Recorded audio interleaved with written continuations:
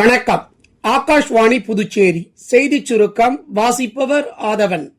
இந்தியாவை ஒன்றிணைத்ததன் மூலம் வலிமையான இந்தியாவிற்கு அடித்தளமிட்டவர் நாட்டின் முதலாவது உள்துறை அமைச்சரான சர்தார் வல்லபாய் பட்டேல் என்று மத்திய உள்துறை அமைச்சர் திரு அமித்ஷா தெரிவித்துள்ளார். குஜராத் மாநிலம் மானசாவில் சர்தார் வல்லபாய் பட்டேல் சிலையை திறந்து வைத்து பேசிய அவர், நாடு சுதந்திரமடைந்த பின் தொலைநோக்கு மற்றும் துணிச்சலுடன் பல்வேறு மாகாணங்களை ஒன்றிணைத்தவர் பட்டேல் என்றும் திரு அமித்ஷா கூறினார். உத்தரப்பிரதேசம், குஜராத் மாநிலங்களில் இருந்து பருப்பு மற்றும் எண்ணெய் வித்துக்களை கொள்முதல் செய்ய உயர்மட்ட கூட்டத்தில் மத்திய வேளாண் அமைச்சர் திரு சிவராஜ் சிங் சௌகான் ஒப்புதல் அளித்துள்ளார். பிரதமர் திரு நரேந்திர மோடியின் 126வது மன் கி பாத் எனும் மனதின் குரல் நிகழ்ச்சி வரும் 28ஆம் தேதி ஞாயிற்றுக்கிழமை காலை 11 மணிக்கு ஆகாஷ்வாணி மற்றும் தூர்தர்ஷன் தொலைக்காட்சியின் அனைத்து அலைவரிசைகளிலும் ஒளிபரப்பாக உள்ளது.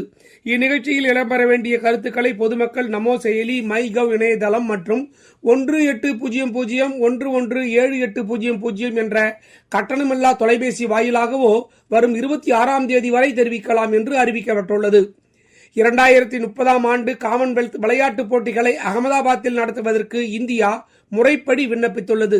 குஜராத் மாநில விளையாட்டுத்துறை அமைச்சர் திரு ஹர்ஷ் சங்கவி மற்றும் இந்திய ஒலிம்பிக் சங்க தலைவர் திருமதி PT உஷா ஆகியோர் தலைமையில் லண்டன் சென்ற இந்திய குழுவினர் காமன்வெல்த் விளையாட்டு மதிப்பீட்டு குழுவிடம் நேற்று இதற்கான விண்ணப்பத்தினை அளித்தனர்.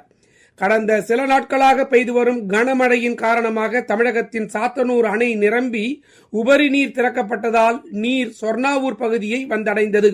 இதன் மூலம் புதுச்சேரியில் அமைந்துள்ள சித்தேரி அணைக்கட்டு வழியாக பங்காரு வாய்க்கால், மணல்மேடு வழியாக கொம்மந்தாமேடு அணைக்கட்டு பகுதிக்கு தண்ணீர் வந்து சேர்ந்துள்ளது.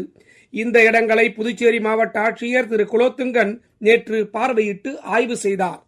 இத்துடன் இந்த செய்திச் சுருக்கம் நிறைவு பெறுகிறது.